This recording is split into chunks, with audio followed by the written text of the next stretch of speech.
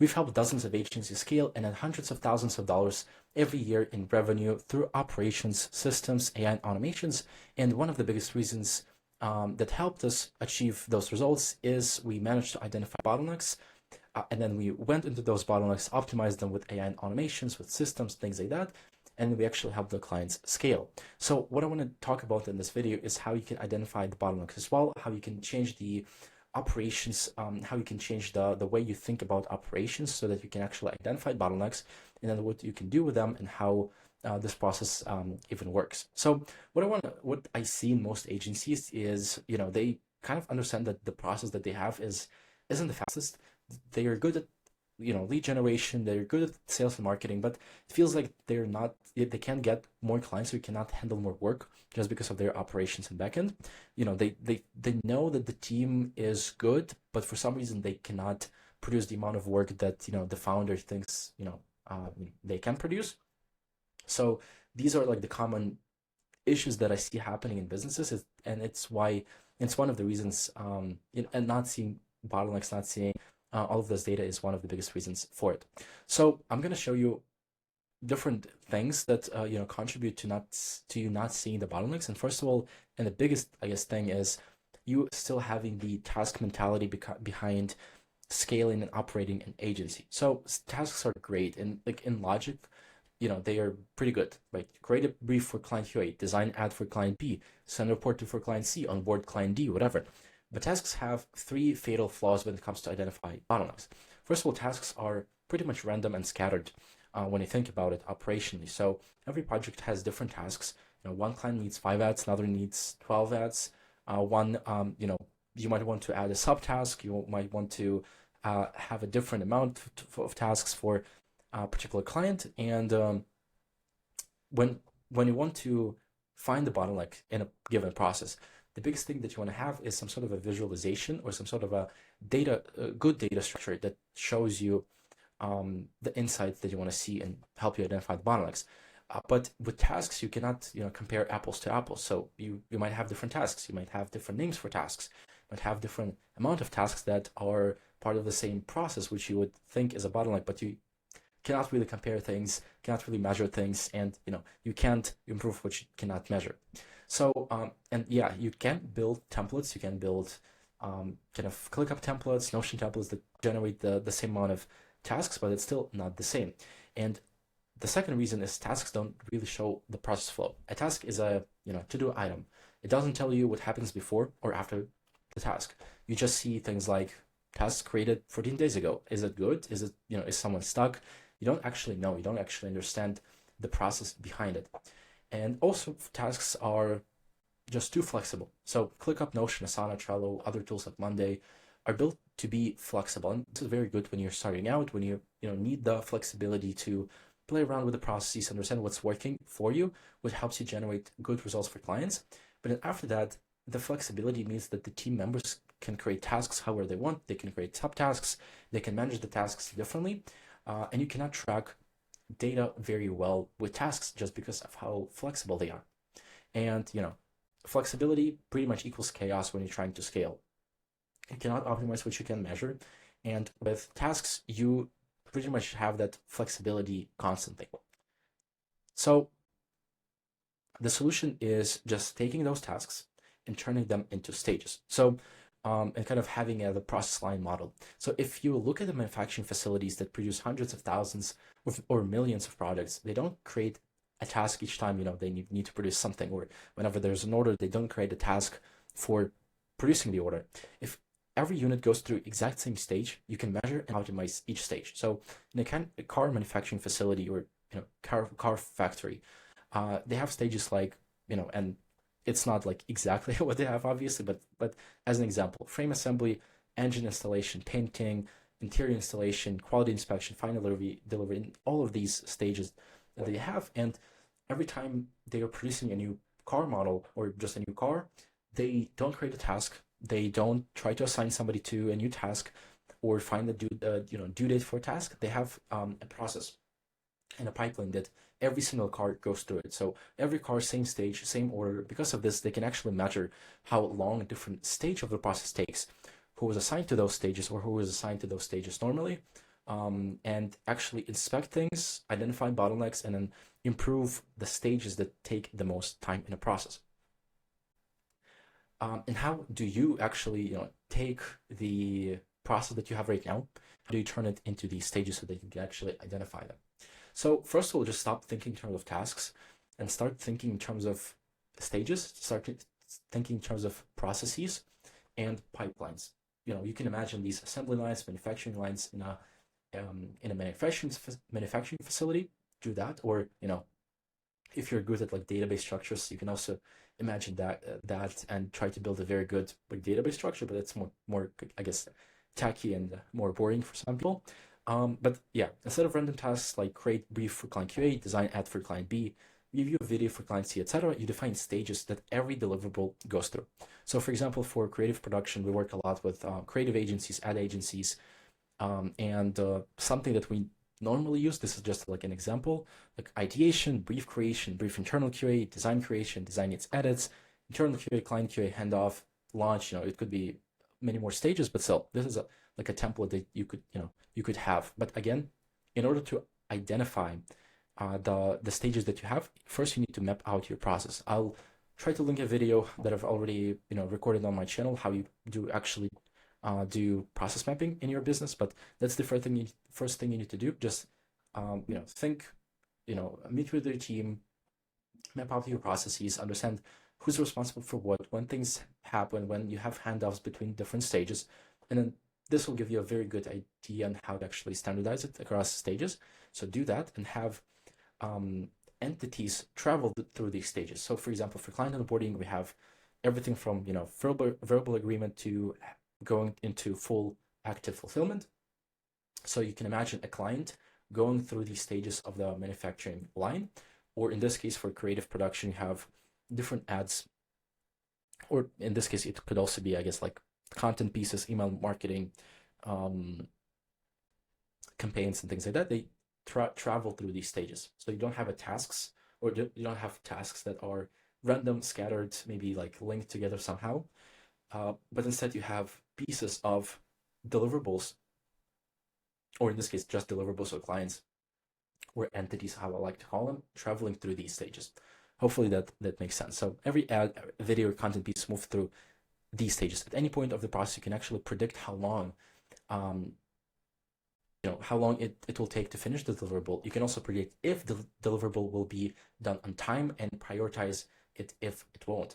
Since we can track all of the data here, we can build machine learning models, so you can just build very simple algorithms that will predict how long it will take for you to complete a certain piece of deliverable based on the current stage, and also based on how long these stages usually take you. So the power of stages and what you can actually see now, and I'm going to show you an example as well.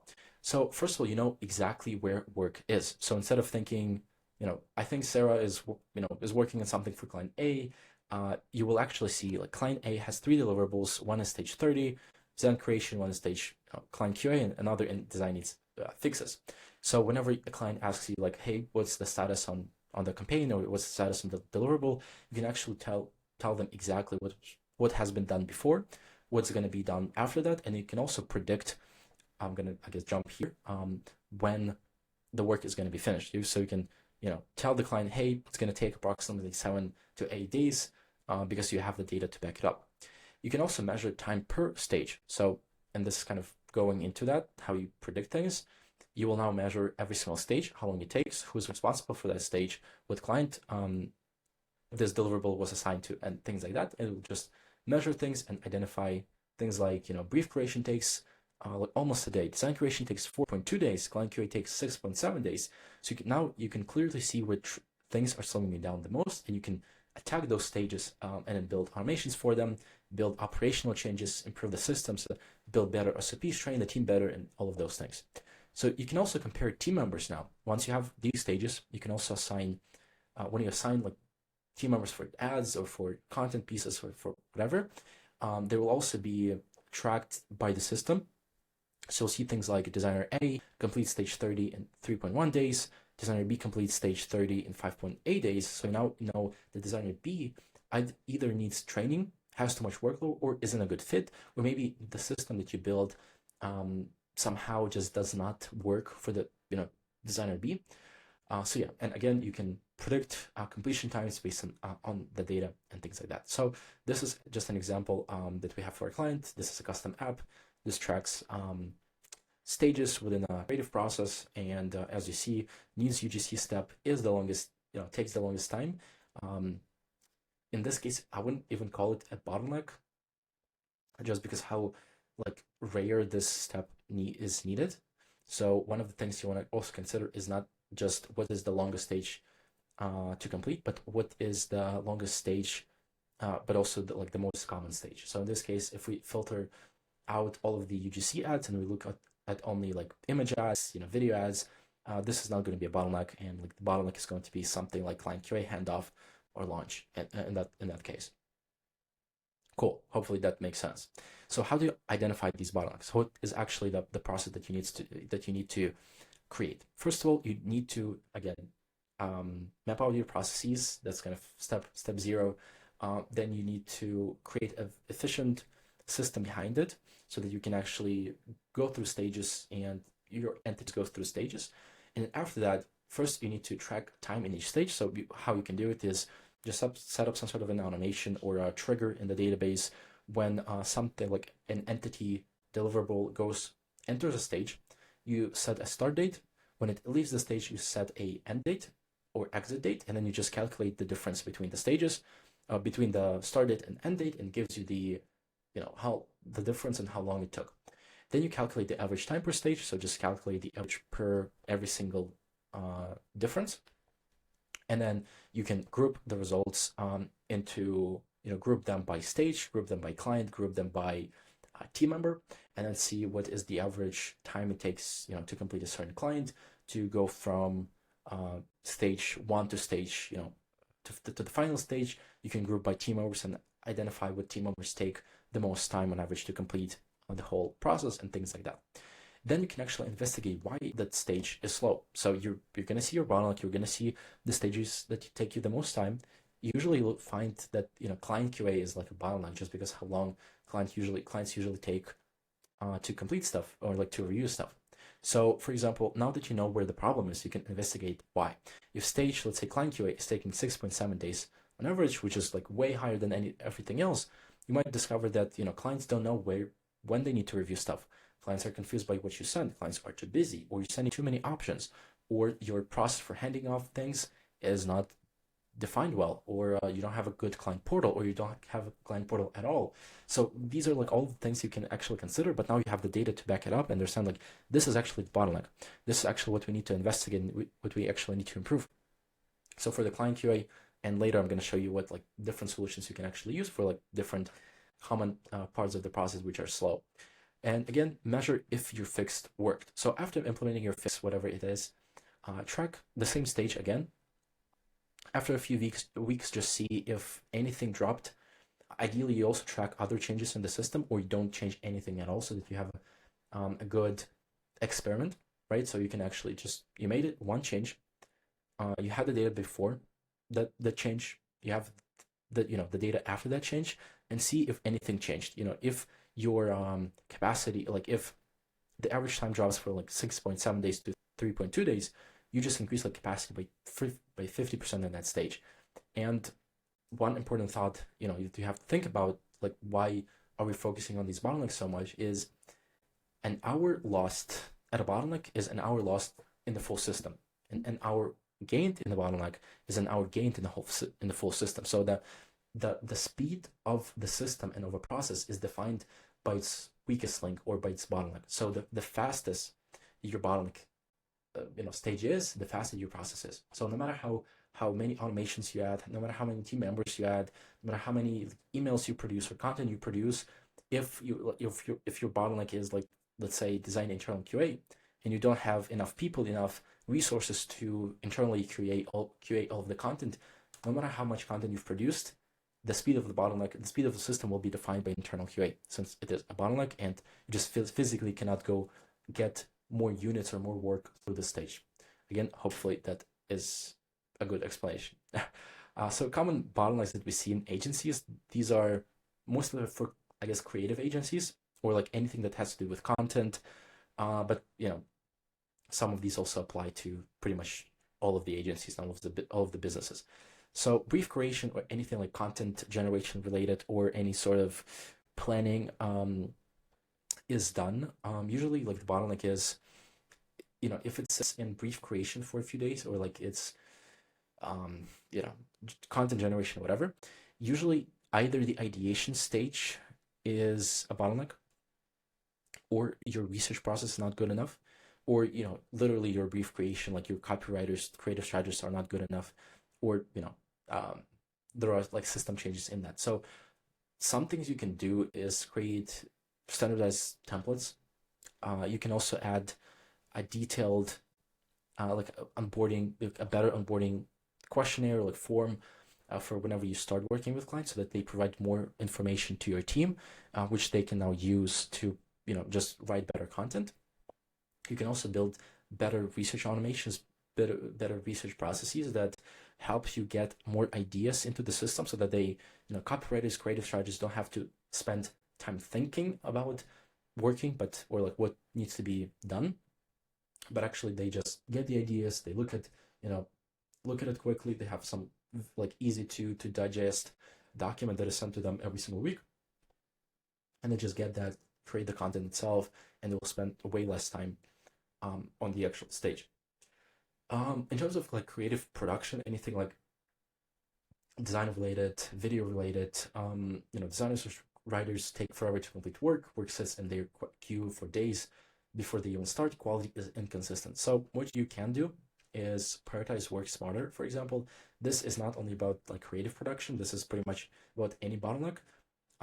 You need to prioritize work, prioritize deliverables better for those bottlenecks. So you cannot afford to send unimportant, low priorities things through the bottlenecks, just because of how slow they are. You need, and as I said before, an hour lost, the bottleneck is an hour lost in full system. So in order to speed up the full system, you need to prioritize things better or not lose time at the bottleneck. And the way you lose time at a bottleneck is by sending unimportant stuff through it. So you first prioritize things before the bottleneck, send more important stuff through it, and then you can also improve operations so that team members don't search for information correctly and constantly. So for example, you have a bunch of different tools, a bunch of like data scattered across different tools. Whenever somebody needs to build something or design something, they need to go to Google Drive, go to some other tool, go to ClickUp, Notion, I don't know, go to Slack, message somebody, request some information. It's just too much unnecessary work. Ideally, if you have a single source of truth, which should have a video on my channel about it, you can have everything centralized in one place. They can literally click one button and get the needed information to work on something. Or you can also build automation that helps the team members get information quickly, or generate information quickly, or just generate content using AI. And then for internal QA and client review, what we can do for internal QA, we can build very good QA steps using, let's say, AI QA systems, which I have some resources in the channel as well, or maybe on my X account. Might also link them down in the description. But essentially, you can have a system which has very good prompts. It has client information, client guidelines, has best performing content or best performing deliverables of a given client. So the system knows what is considered a good, qualified piece of work for a client, and then it will analyze the brief, the design, the email, the copy, whatever, and it's gonna rate it on some sort of scale and give feedback to the team member and tell them if the deliverable passed or not. This is gonna speed up things a lot. And also for client review, what we can do is things like, set expectations better. That's like something simple. You can send automated reminders for clients like, hey, you have like, two deliverables that need to be reviewed. If they haven't reviewed it for a couple of days, you can send that automation again automatically. You can simplify how you present work, so don't build something too complicated. Have it standardized. Also, you can use a client portal. That's kind of my favorite solution. Just use a better client portal. You can build it out, build it very easy to use, easy to digest, and it's usually gonna save and like make the client QA stage less of a bottleneck. Cool. So what to do with with this bottleneck data? Now you might want to hire somebody next. If you've exhausted all of the other solutions, looked, you don't think you can improve the systems, or you're like, if we were to work with you, we tell you like we can actually improve it more, maybe you do need to hire somebody next. But in other cases, you might want to just build better systems. That's honestly, like, most agencies don't have good enough systems. So look into decision two. First, you can also train your team better, because we can also identify what common mistakes people make in the QA process with AI. We can identify where we actually need to train the team, and then provide better resources, provide better SOPs, provide better systems, training videos, and everything like that, so the team is actually knows what to do, how to produce work faster and better. And also, you might want to restructure some of the work. You might want to prioritize some people and just offload the work a little bit as well. So how you can get started today: just map out your processes into stages, build a more like solid foundation for the structure and operations hub that you have. Start tracking where the work is, track time per stage, and investigate why, and fix your first bottleneck in the process. So take your most painful process, whatever that is, and then analyze that using these steps. And then, after a couple of weeks, just, feel free to let me know, message me on X or email in the comments here. And then I'm pretty sure you're gonna find some good insights in that. Cool. So yeah, what I would recommend now is I'll leave a link to my audit calendar. We can jump in a call. I'll audit your processes. We'll see where your kind of bottlenecks are, or where you can improve things with better systems, better operations, better automations, and AI. And yeah, we'll just help you scale and make more money.